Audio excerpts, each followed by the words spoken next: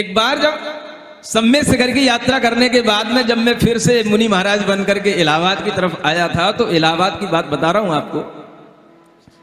छत पर ऊपर बैठा था, शाम की सामायिक का समय हो रहा था, और छत पर जहां मैं सामायिक करने के लिए अपनी चारों ओर की दिशाओं की दिग्बंधना कर रहा था, तो वहीं पर एकदम से मैंने देखा कि सामने टंकी पर बंदर बैठे हैं, है ना। सामने टंकी थी ऊपर ही, और नीचे वाली छत पर जो है मैं खड़ा था।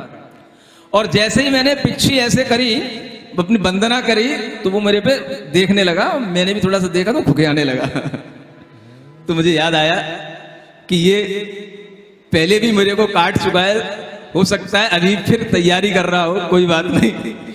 तो उसने खुखियाना प्रारंभ किया, लेकिन मैंने अपना कायोत्सर किया, चारों दिशाओं में कायोत्सर करके मैं शांति से बैठ गया। और जब उसने खुखियाना शुरू किया, तब तक 2-4 और आ गए उसके संगी साथी। अब वो जब खुखियाने लगा तो मुझे कोई बात नहीं, मुझे तो सामायिक वहां करनी थी, मैं वहां आराम से बैठ गया। और मैंने देखा कि मैं सामायिक करने के लिए बैठ गया हूं, मैंने नासा दृष्टि कर ली, क्योंकि मुझे पता है जानवरों की ओर, बंदरों की ओर, कुत्तों की ओर अगर कभी आप ज्यादा देखोगे उनकी आंख में आंख मिला करके, तो वो आपके ऊपर आक्रमण ज्यादा करेंगे।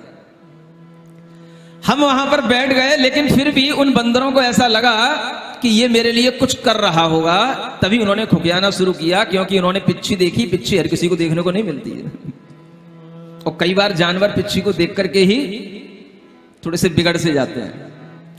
तो वह जब उसने देख लिया कि ये महाराज शांत बैठ गए, लेकिन फिर भी उसका खुखियाना बंद नहीं हुआ, और जहां पाटे पर जहां बैठे थे वो बिल्कुल पाटे के पास आकर के बैठ गया। मैं शांति से बैठा हूं, और वो पाटे के नीचे बैठा, पाटे के पास नीचे बैठा हुआ अभी भी खुखिया रहा, खो खो खो खो। वो ये देख रहा है कि ये भी थोड़ा सा देखे तो मैं इसके ऊपर चढ़ बैठूं।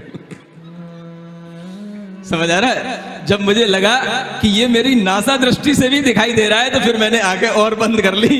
अब होगा जो देखा जाएगा। समझ आ रहा है? और फिर जब मैंने पूरी आंखें बंद कर ली, जब मैं शांति से बैठा रहा, तो फिर थोड़ी देर बाद फिर मैंने जब आंखें खोली तो देखा कि माहौल शांत था, वहां पर कोई बंदर नहीं था, सब अपने आप चले गए। इसी को छोटी छोटी घटनाओं से कोई भी आपदा आती है, आपत्ति आती है, किसी भी तरीके की घटना घटती है, आप उस समय पर अपने आप में आ जाओ, अपने आप में रह जाओ, शांत हो जाओ, प्रतिकार मत करो। दुख को जीतने का ये तरीका होता है।